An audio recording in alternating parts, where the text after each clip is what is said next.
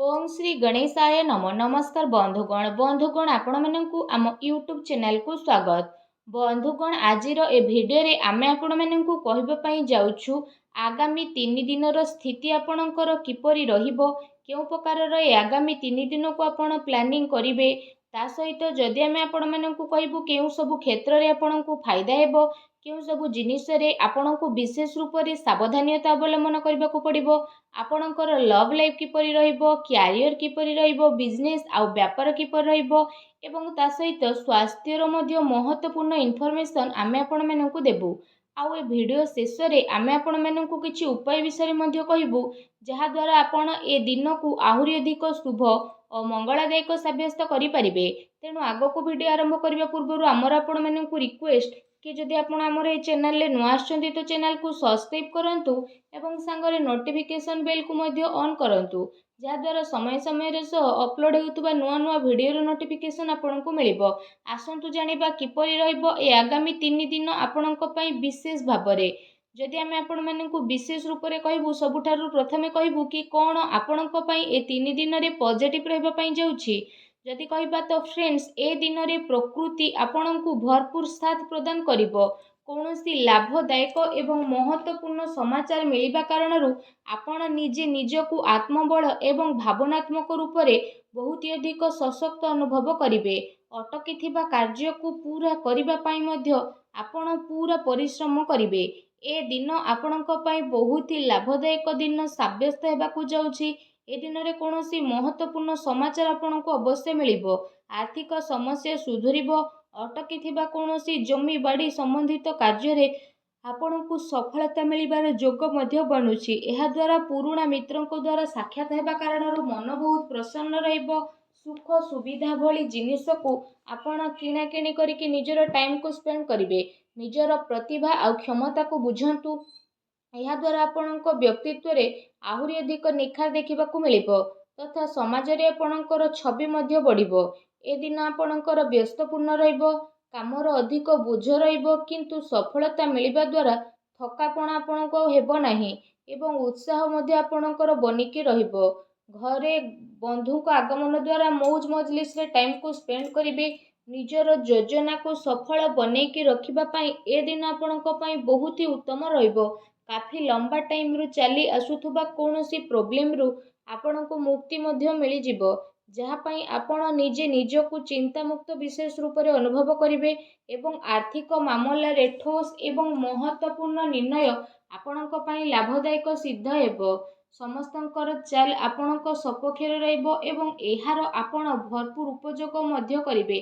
आपणको भितरे कार्य प्रणाली कारणरू आपण समस्तंको प्रशंसार मध्य पात्र होई जिवो, किंतु कौनसी भी कार्य बा योजना पूर्वरु रूपरेखा अवश्य बनंतु।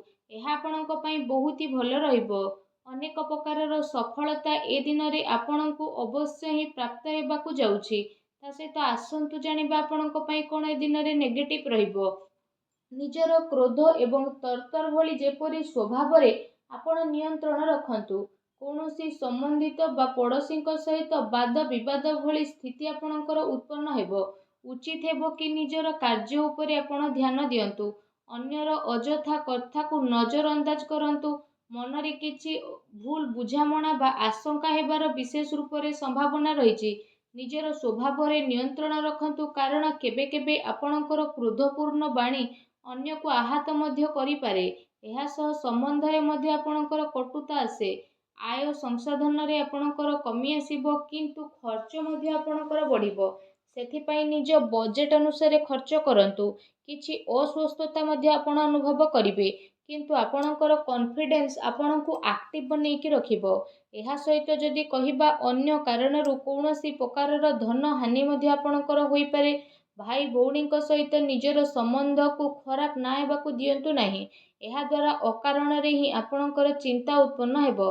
कौनसी प्रतिद्वंदी जलन भावना कारणरू आपणको पई किछि नकारात्मक वातावरण मध्य अनुभव हेबो एवं किछि कथा को नै लड़ाई झगड़ा मध्य आपणकर होई पारे, किंतु टिके सावधानता आपणको प्रॉब्लम रु मुक्त मध्य प्रदान करिवो।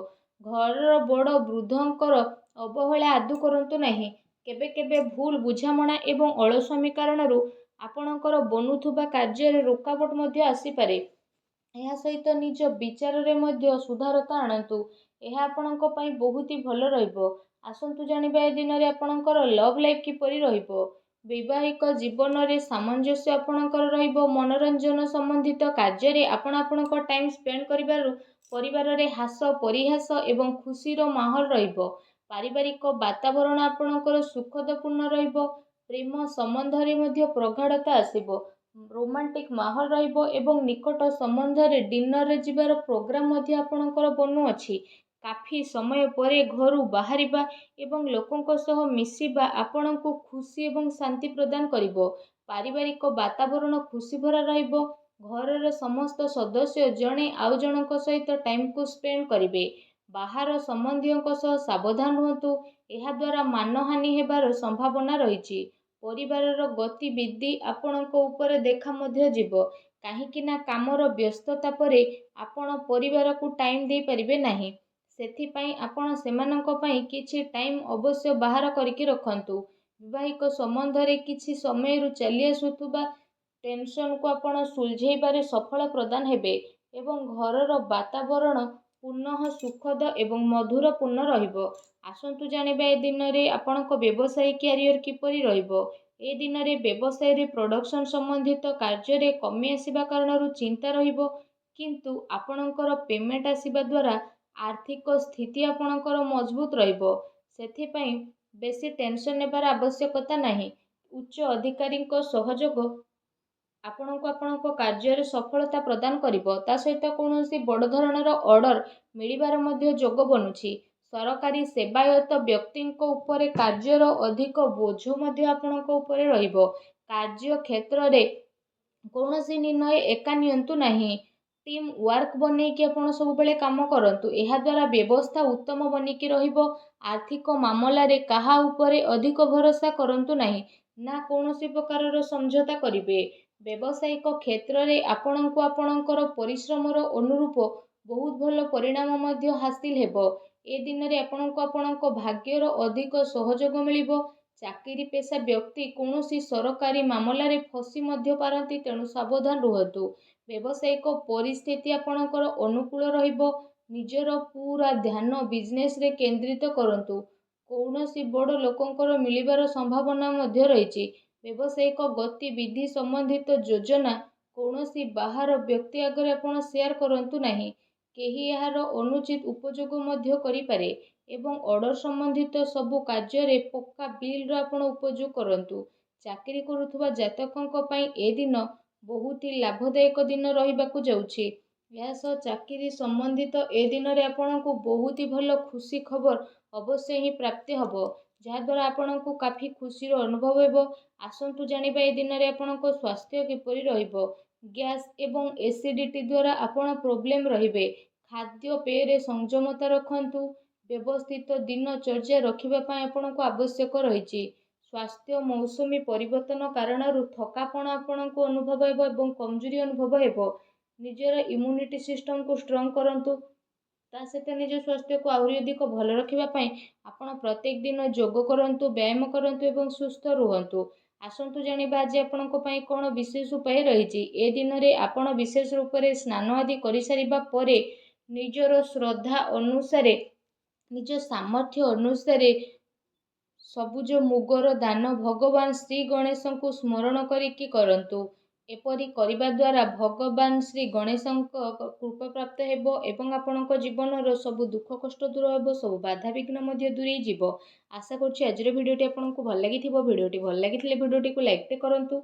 ଆଉ ଯଦି ଚ୍ୟାନେଲରେ ନୂଆ ଆସିଛନ୍ତି ତ ଚ୍ୟାନେଲକୁ ସବସ୍କ୍ରାଇବ୍ ମଧ୍ୟ କରନ୍ତୁ। ଧନ୍ୟବାଦ।